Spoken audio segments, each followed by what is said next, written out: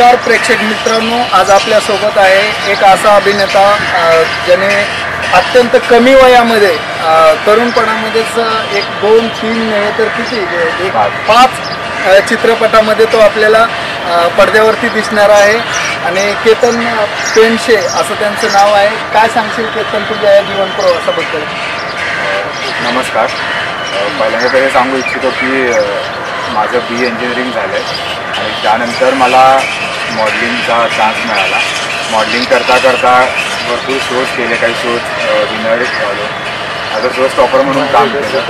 त्यानंतर मग एक पहिला चित्रपट मिळाला ग्लॅमरम एंटरटेनमेंटचा, एक थ्रिलर नाईट. तेव्हापासून ही जर्नी सुरू. तू मॉडेलिंगमध्ये सुद्धा तुझं करिअर केलेलं आहे, तर तरुणांसाठी तू काय सांगशील की मॉडेलिंग कशा पद्धतीनं हे करायला पाहिजे? तुम्ही मॉडेलिंगसाठी स्पेशल मी पाहिलं की पुण्यातले लोक खूप जास्त घाबरतात मॉडेलिंग करायला, कारण का मुंबई दिल्लीच्या लोकांची पर्सनॅलिटी जास्त असल्यामुळे. पण मला असं वाटतं की मॉडेलिंग करायला जर तुमच्यात कॉन्फिडन्स असेल तर तुम्ही आरामात मॉडेलिंग करू शकता आणि ॲक्टिंगपेक्षा मॉडेलिंग जास्त सोपं असं मला वाटतं. आणि कलाक्षेत्रामध्ये तुझ्या घरी येऊन कोणी होतं की तुझ्यापासूनच सुरुवात झाली आहे सिने क्षेत्रामध्ये? नाही, माझ्यापासूनच सुरुवात झाली. मी BE केल्यामुळे घरच्यांना ऑब्वियसली आधी वाटत होतं की मी जॉब करावा, पण एकदा इकडे सेटल झाल्यामुळे त्यांचाही फुल सपोर्ट आहे आणि त्यामुळे आता कलाक्षेत्रात जास्त आहे.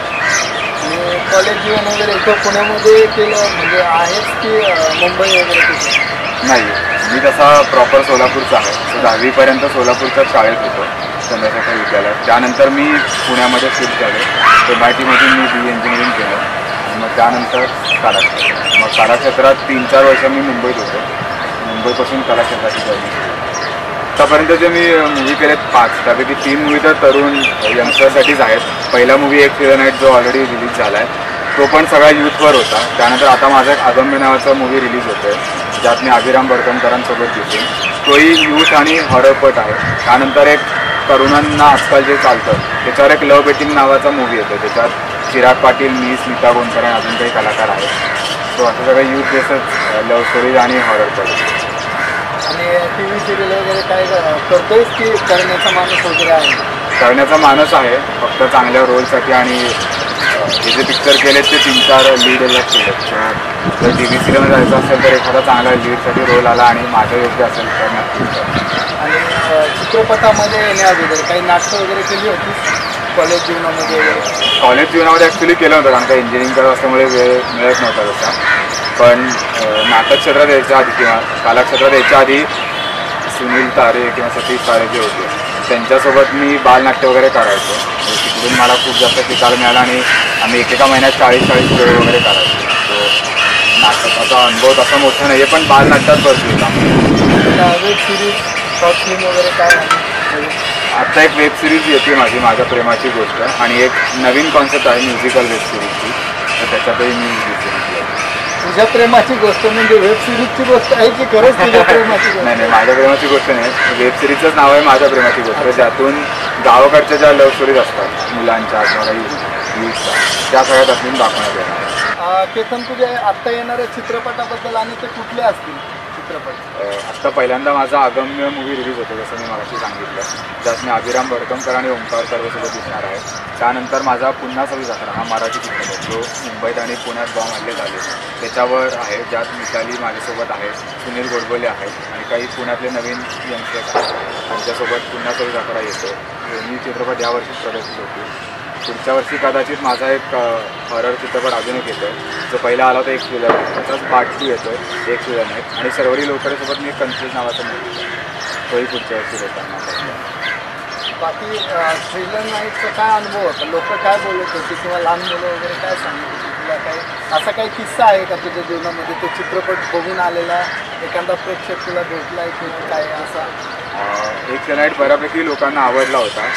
लोकांना आधी वाटत होतं की तो हॉररपट असेल किंवा घाबरत असेल, पण म्युझिकमुळे तसं तो वाटत होता. पण ॲक्च्युली तो एक सस्पेन्स थ्रिलर फिल्म होता. सो त्याच्यात थ्रिल आणि सस्पेन्स ॲक्च्युली एंडला वेगळा होता, त्यात भूत वगैरे अजिबात नव्हतं. पण आता जो सेकंड मूवी आहे तो प्रॉपर हॉररपट आहे, हॉलिवूड स्टाईलनी तो बनवण्यात आला आहे, किंवा तशा टाईपची VFX वापरण्यात आला आहे. सो तो नक्कीच प्रेक्षकांना आवडेल आणि वेगळं काहीतरी मराठी प्रेक्षकांना बघायला मिळेल.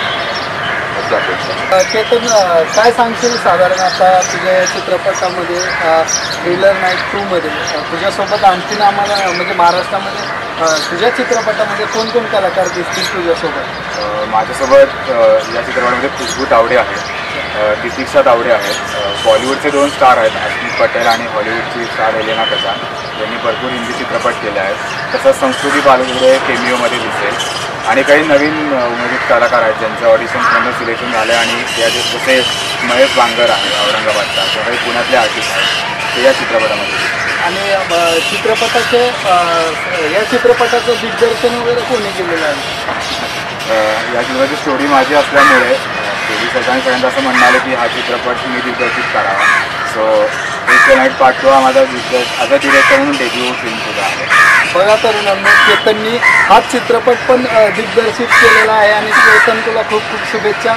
आणि काय सांगशील एकूण या प्रथम दिग्दर्शन क्षेत्रामध्ये तू पदार्पणही केलेलं आहे, तर युवकांना काय आव्हान करशील तू या माध्यमातून, युवा संवादच्या माध्यमातून? दिग्दर्शन क्षेत्रात याच्या आधी मी थोडासा त्याच्याबद्दल अभ्यास केला. ॲक्टिंग करता करता डिरेक्टरचं कामही पाहिलं, त्याच्यातही बरंचसं काही आधीच्या प्रिव्हियस फिल्ममधनं शिकायला मिळालं.